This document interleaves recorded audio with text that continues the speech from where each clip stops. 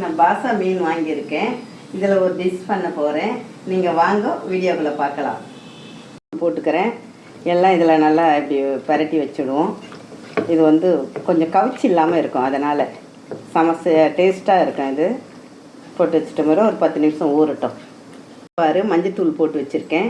கடைக்காரன்ட்ட சொன்னோம்னா இந்த மேல் தோல்லாம் எடுத்துகிட்டு சூப்பராக இதை போல் கட் பண்ணி தருவார். நம்ம பசங்களுக்கு செய்து தரலாம், நல்லா விரும்பி சாப்பிடும்.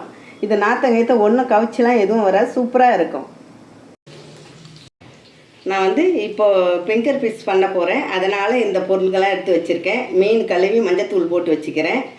எலுமிச்சம்பழம் தேவையான உப்பு, முட்டை, கார்ன்ஃப்ளவர் பவுடர், இது ப்ரெட்டு தூள். இது கூட வந்து பெப்பர் தூள் கலந்துக்கலாம். பெப்பர் தூள் இது சாறு பூஞ்சி போட்டுக்கலாம். அதில் ஒரு பழத்தில் அரை இது போட்டுக்கிறேன். உப்பு, இது உப்பு போட்டு நல்லா இதை கலந்துக்குங்க. மிளகுத்தூள் 1/4 டீஸ்பூன். நல்லா அடிச்சுக்குங்க.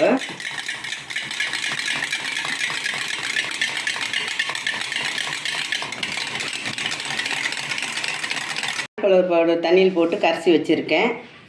இப்போ நான் மீன் எடுத்து இந்த முட்டையில் இது பண்ணுறேன், தடவை. அடுத்தது வந்து இந்த இது கார்ன்ஃப்ளவர், அடுத்தது இந்த ப்ரெட்டு தூள். இது நல்லா இது போட்டு நல்லா பற்றி இப்படி வச்சுடுங்க. ஒன்று ஒன்றா எடுத்து நல்லா இதில் தடவி செம்மையாக இருக்கும். சூப்பராக எண்ணெயில் போட்டு பொரிச்சு சாப்பிட்டா செம்ம உருளைக்கிழங்கு சாப்பிட்ற மாதிரி செம்ம டேஸ்ட்டாக இருக்கும். எண்ணெய் தேவையான எண்ணெய் ஊற்றிக்கலாம். எண்ணெய் சுடட்டும்.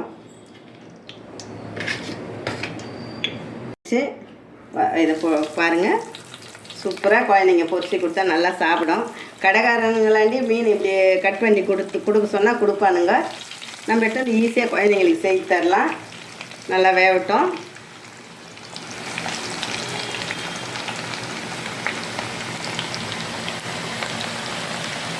பாருங்கள், ரெடி ஆகிடுச்சு. எடுத்துடலாம். ராணி கிச்சனை பாருங்கள், லைக் பண்ணுங்கள், ஷேர் பண்ணுங்கள், கமெண்ட் பண்ணுங்கள். ராணி கிச்சனை மறக்காமல் பாருங்கள்.